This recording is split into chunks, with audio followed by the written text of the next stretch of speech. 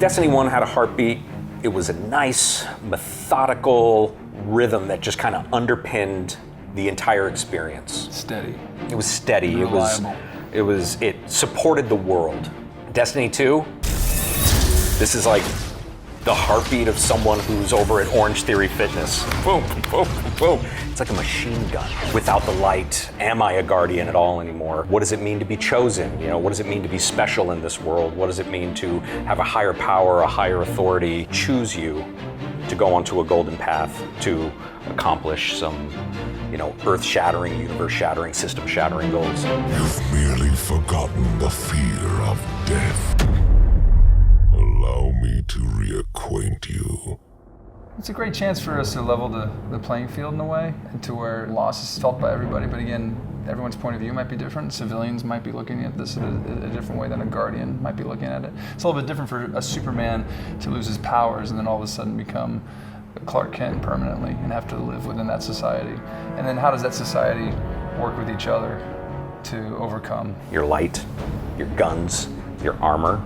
There's something more to being a Guardian than just all the tchotchkes that we're covered with and the weapons that we're carrying. We get to see characters that have had confidence, see familiar faces that we've gone to over and over in Destiny 1, and how their characters are the same, but they've changed in a way. And that's, in a way, has made our universe a lot more robust and thick, and to me, real.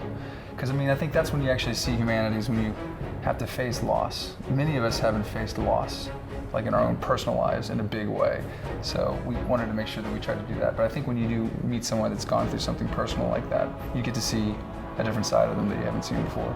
Our NPCs are all struggling with the same thing. Zavala is going to struggle with what it means to be a Guardian. Akora is going to struggle with what it means to be a Guardian. Cade is going to struggle with what it means to be a Guardian. Each one of them have something about them and their connection to the light that we have taken away that they ultimately have to learn how to fill and overcome.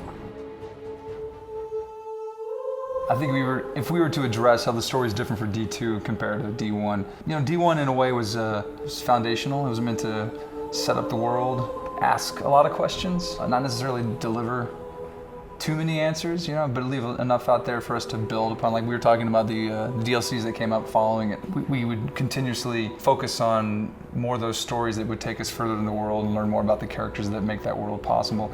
But what's interesting about D2 is we didn't talk about the Traveler since D1.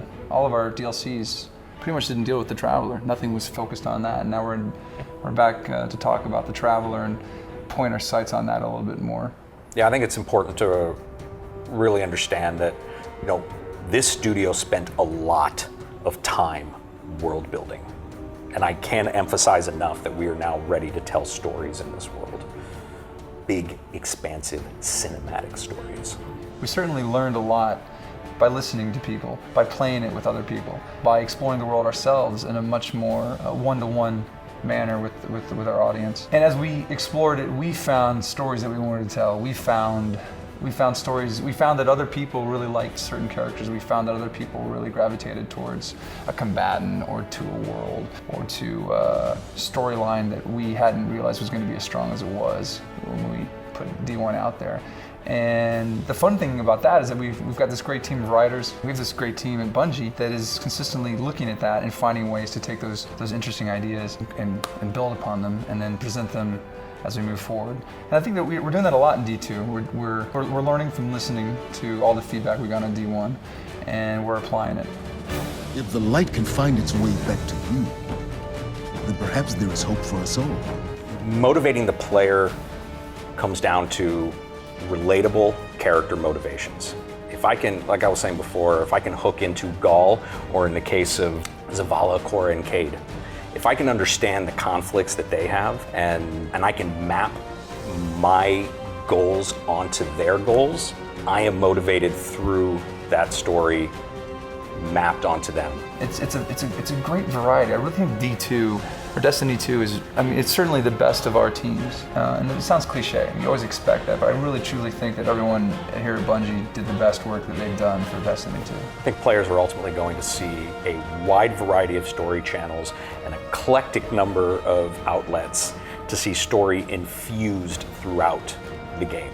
Top to bottom, soup to nuts, there is story everywhere. I hope people complain about how much story we have at the end of this. Actually, that would be kind of awesome. Yeah. That'd be the Reddit thread I'd like to read. It's just too much damn story.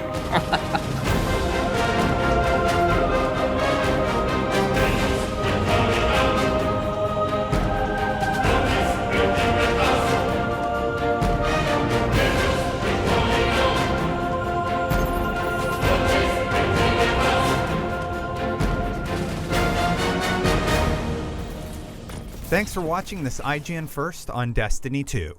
If you like Destiny, be sure to check out Fireteam Chat, our weekly Destiny show that airs Fridays at 5. And don't forget to come back and check out more IGN First coverage on Destiny 2.